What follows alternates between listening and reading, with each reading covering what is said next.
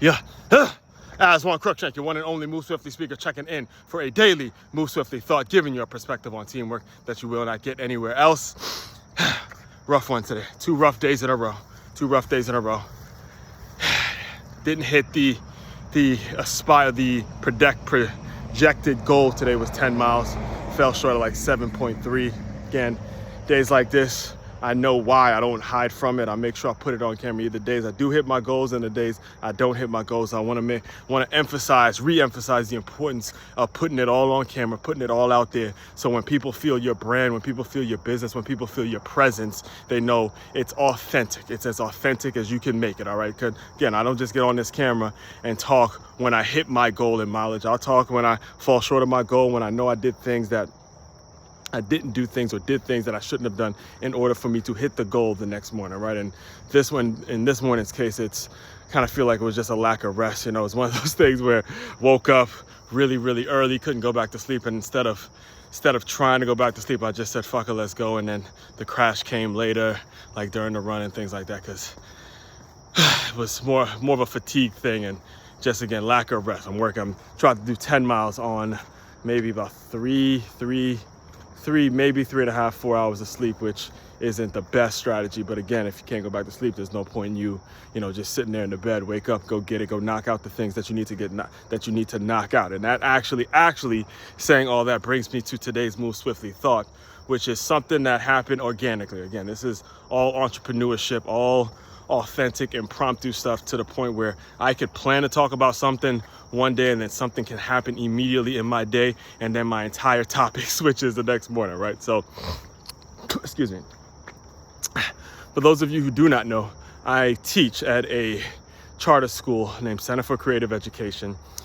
And one of the things that we were going over yesterday with it's K through 5th grade, grades K through 5th. So I work primarily with the 2nd graders. And one of the things we were going over in our social studies discussion yesterday was interdependence. We taught the kids what it meant to be interdependent, meaning if you have a business like selling clothes, you are interdependent with the Walmart that pushes your brand or pushes your product, or the Dick's Sporting Goods that pushes your product, all right? And we gave them examples. Or if you're a farmer, you're interdependent with the grocery stores that's gonna, push the products you're gonna sell the products to, and the grocery stores got to sell those products to consumers. So a lot of us are, and everyone is in some way, shape, form, or fashion interdependent on something else. And it got me thinking about the type of companies that I'm interdependent with, or that I would love to collaborate with and work with. And if there was actually, here's what happened. It was after school, and another colleague of mine, shout out to Miss Shea, who also is in business for herself as well. She runs a company that's all about mindset, wellness, and life coaching. That's it. Yeah, she runs a business that's all about life coaching and things of that nature. So, she's probably the main one, the only one, to be honest with you, that I get in the entire building I get to talk to about these kinds of ideas. I could flesh out these ideas with and things of that nature. She actually joined me, it was like last month, I think it was now, at the Tony Robbins workshop out here in Palm Beach. She did a free workshop, and she's into self-development as much as I am, right? So I asked her, what companies do you think you're interdependent with? And then she named off the companies that she would work with, that she would love to work with, and things like that. And then I started thinking about mine, or what my company would be if I, again, if there was one company I could pick that I'd be interdependent with, and if I could just take everything I've done and give it to that company, and how much we can grow, how much I would love to work with them. And I thought of it, I said, I would love to do something with Under Armour, right? Under Armour. And her response is what inspired today's Move Swiftly thought. She goes, Under Armour, oh yeah, that's the Rocks company, right?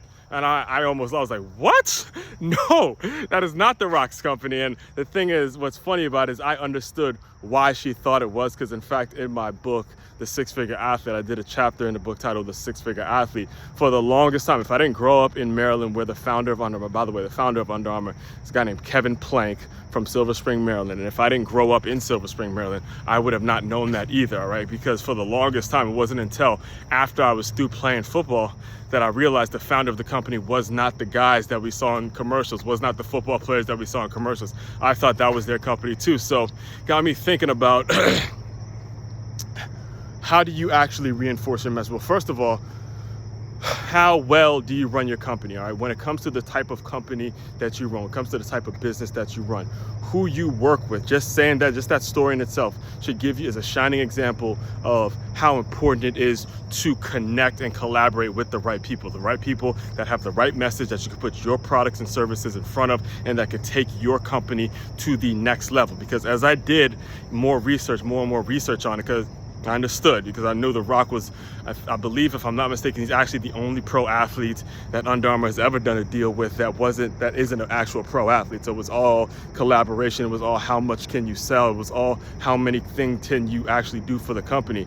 And it came out, I'm not sure if it's still the case, but I know that there was a point where his collaboration with Under Armour, they call it Project X, by the way, is where Under Armour got its most sales. At one point, it created the most sales for the entire company. I'm not sure if that's still the case, but the point still remains the same, is when you're building your business, everything is about who you're collaborating with, who you're connecting with, and who's allowing you to grow, to the point in which there are newcomers into your business that may not even know you're the founder of the company. You could be right there, like Kevin Plank, walk right past Michelle, and no one would know who that person actually is. And that is a great thing. That takes a selfless act. That takes someone who's saying to themselves, look, again, I know my place, I know what I can do. Now let's connect people enough, let's network enough, let's leverage enough so we can allow other people to build the brand and we create win-win situations. That's what it's all about, guys. That's the point.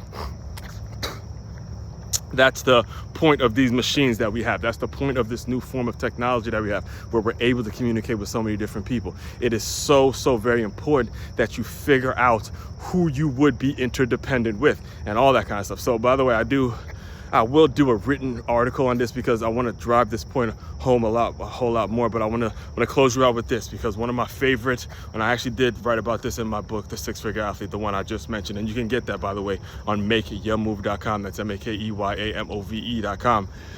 But I talked about one of my favorite clippings, one of the best things, one of the most valuable pieces of advice that I've learned from watching Kevin Plank's Under Armour brand grow so long. And there's been a ton of them. I probably don't have time to tell you about all of them, but my favorite clip, or my favorite thing that I learned from just watching his brand grow from, just selling t-shirts and, back in his mom's basement or wherever it was to where it is now, is he said, look, the best advice that he's ever gotten from anyone is when someone told him, look, kid, go find out if your product can sell. If your product can sell, do it faster and do it better than anyone else.